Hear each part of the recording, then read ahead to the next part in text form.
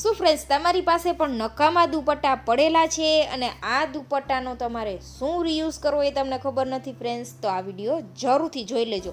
ખૂબ જ સરસ ટ્રેન્ડિંગ વસ્તુ આપણે આમાંથી તૈયાર કરવાના છીએ અને એ પણ 0 બજેટમાં. આમાંથી તમારે બજારમાંથી કોઈ જ વસ્તુ ખરીદવાની જરૂર નથી.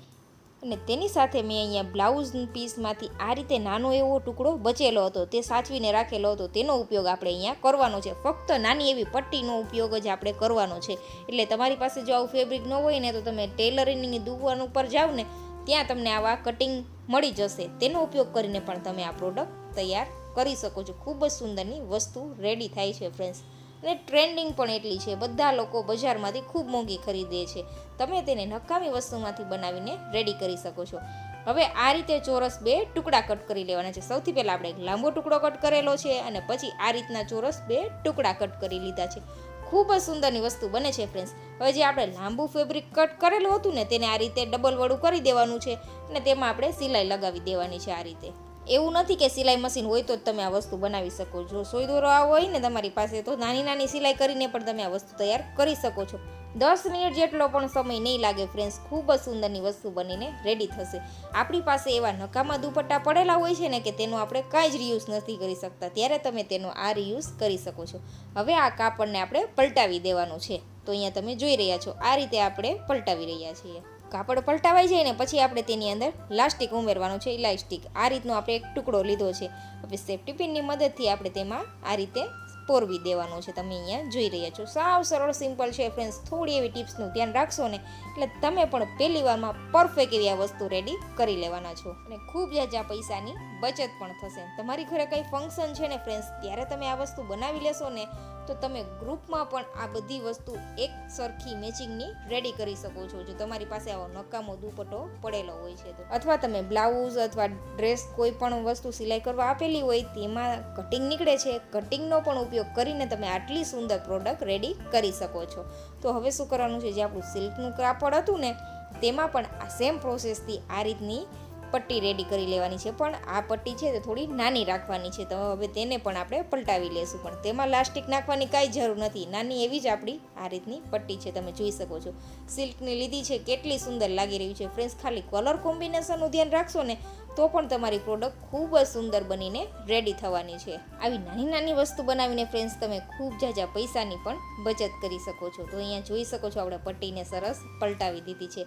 મારો વિડીયો ફ્રેન્ડ્સ તમને થોડો પણ યુઝફુલ લાગે ને ફ્રેન્ડ્સ, તો પ્લીઝ ફ્રેન્ડ ચેનલને જરૂરથી સબસ્ક્રાઈબ કરજો અને વિડીયો તમારી ફ્રેન્ડ્સને જરૂરથી શેર કરી દેજો. હવે જે ચોરસ આપણે ટુકડા કટ કરેલા હતા ને, તેને આ રીતે આપણે સરસ ફિનિશિંગ સાથે સિલાઈ કરી દેવાની છે. આપણે જે રીતે વિડીયોમાં જણાવેલું છે તે સ્ટેપ ફોલો કરીને તમારે સિલાઈ કરી દેવાની છે. આ રીતે એક ટુકડામાં સિલાઈ કરી, ફરીથી આપણે બીજા ટુકડાની અંદર પણ તે જ પ્રોસેસથી સિલાઈ કરી દેવાની છે. તમે અહીંયા જોઈ રહ્યા છો ફ્રેન્ડ્સ. વિડીયો થોડો લાંબો થઈ જશે, પણ પૂરી પ્રોસેસ બતાવવા માટે વિડીયો લાંબો થયો છે, તો વિડીયો પૂરેપૂરો જોજો.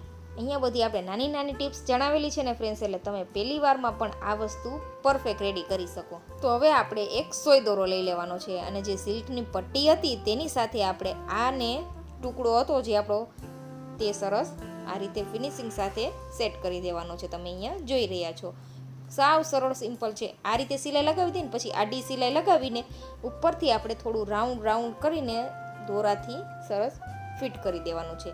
એટલે ખૂબ જ સુંદર એવો શેપ બનીને રેડી થઈ જશે. તમે અહીંયા જોઈ રહ્યા છો, આ રીતનું કંઈક આપણો ફ્લાર જેવો શેપ આવી રહ્યો છે. હવે શું કરવાનું છે, કોઈ પણ રૂ કોટન લઈ લેવાનું છે, તેને આ રીતે તેમાં સ્ટફ કરી દેવાનું છે. હવે ઉપરથી આપણે પહેલાં આ રીતની સિલાઈ કરવાની છે. તમે અહીંયા જોઈ રહ્યા છો, પહેલાં 2 છેડા આપણે ભેગા કરી દેવાના અને સિલાઈ લગાવી દેવાની સોય દોરાની મદદથી.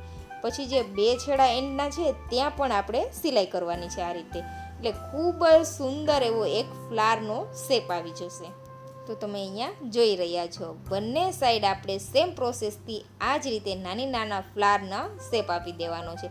સાવ સરળ સિમ્પલ છે ફ્રેન્ડ્સ. તમે અહીંયા જોઈ રહ્યા છો, કેટલું સુંદર લાગી રહ્યું છે. તો અહીંયા જોઈ રહ્યા છો તમે, બંને પ્રોડક્ટ આપણે રેડી કરી લીધી છે. તો હવે જે આપણે પટ્ટી કટ કરેલી છે તેને આમાં ફિટ કરવાની છે. આ રીતે ગાંઠ લગાવી દેવાની છે. એટલે સુંદર એવું આપણું હેન્ડ બ્રેસલેટ પણ કહી શકો અને હેરમાં નાખવા માટેની એક્સેસરીઝ પણ કહી શકો છો ફ્રેન્ડ્સ. આનું નામ પણ મને ભૂલાઈ ગયું છે ફ્રેન્ડ્સ. તમને ખબર હોય કે આનું શું નામ છે તો કમેન્ટ જરૂરથી કરજો. તો આ પ્રોડક્ટનું નામ છે તુલી ફ્લાવર ક્રન્ચીસ, પણ આપણે તો તેને બ્રેસલેટ અથવા હેર એક્સેસરીઝ કહીએ છીએ ફ્રેન્ડ્સ. તમે શું નામ આપશો કમેન્ટ જરૂરથી કરજો. બજારમાં અને ઓનલાઈન ખૂબ મોંઘું મળે છે ફ્રેન્ડ્સ, પણ તમે તેને નકામા દુપટ્ટામાંથી રેડી કરી શકો છો, અથવા તમે જે કાંઈ સિલાઈ કરવા આપેલું હોય ને તેનું કટિંગ નીકળેલું હોય ને તેમાંથી પણ તમે સુંદર એવી વસ્તુ તૈયાર કરી શકો છો. તમે અહીંયા જોઈ શકો છો હાથમાં પણ ખૂબ સુંદર લાગી રહ્યું છે, અને આ રીતે તમે હેરમાં પણ રાખશો ને તો પણ ખૂબ જ સુંદર લાગશે. તો જરૂરથી ટ્રાય કરજો.